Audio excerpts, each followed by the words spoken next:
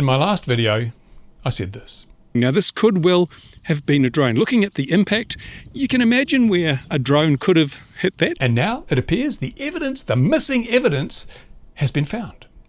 In a report posted to the internet just a few minutes ago as I make this video, there are pictures of drone bits, a plastic bag full of drone bits that have been allegedly or apparently removed from the damaged aircraft. Now, this is a US news network report, so, I assume that they've got their facts straight for a change. And it shows what looks like pieces of a DJI drone. In fact, they say in the news report that it was a DJI drone. And the FBI now have possession of those pieces. They're going to be investigating, trying to track it back to the owner or the operator. Good on them, because I don't think anybody has ever tried to defend anybody that would operate a drone in such a reckless manner. Certainly not me. I'd be first in the queue to kick them up the backside if I found them. And I think that if the FBI finds them, they'll be possibly, almost certainly looking at some kind of custodial sentence, which is a good thing. This needs to be discouraged. So yeah, there we go.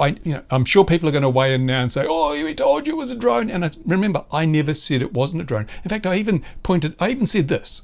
Possibly where you can see the motors might have made little dents towards the edge of the hole. So I was quite aware to acknowledge there was a possibility that it was a drone. My concern in my last video was just that we didn't have the evidence that we now have. So to go out and say it was definitely a drone without evidence, it's just not good journalism at the very least. So now we have apparently the evidence. Let's hope they're tracked down. But this raises one really, really important question, which has been asked several times recently. Why are drone operators being required by law to fit remote ID devices to their craft when clearly the remote ID system doesn't do a damn thing? If remote ID operated as we were promised, this would never have happened, because authorities would have detected the drone, they would know where the operator was located, they would have gone to the operator and made him bring the drone down before this happened. The fact the FBI is now having to do forensic analysis of the parts clearly shows remote ID is totally useless. In the case of the mystery drones over New Jersey, and in the case of this situation, remote ID has contributed nothing except a drain on the pockets of good, responsible drone and model aircraft flyers. Now, it looks as if the person operating this particular drone may not have been registered. They may not have, they're probably flying completely outside the scope of the regulations, which again goes to prove regulations only affect people who follow the rules. And bad actors, nefarious operators, by definition, they're not going to follow the rules. So it doesn't matter what rules you make, they'll do what they're going to do. So over-regulation, ridiculously restrictive rules, only penalise the people who aren't the problem.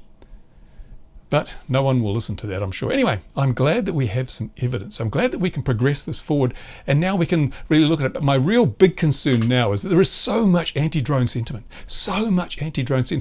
that there'll be a huge, and also anti-DJI. Remember, they're about to try and ban them, and if they don't come up with a reason not to ban them, in 12 months they're going to be banned in the USA. So there'll be even more inertia behind that ban initiative now, and maybe even tougher rules for drones. But as I said, the people who flew this drone weren't following the rules. So would tougher rules make any difference at all? I say no. Education and self-policing is the way that this hobby, this community has to work. That's my video for today. Go to the comments section, rip me a new one if you can, but I never said it wasn't a drone. Thanks for watching, guys. See you soon.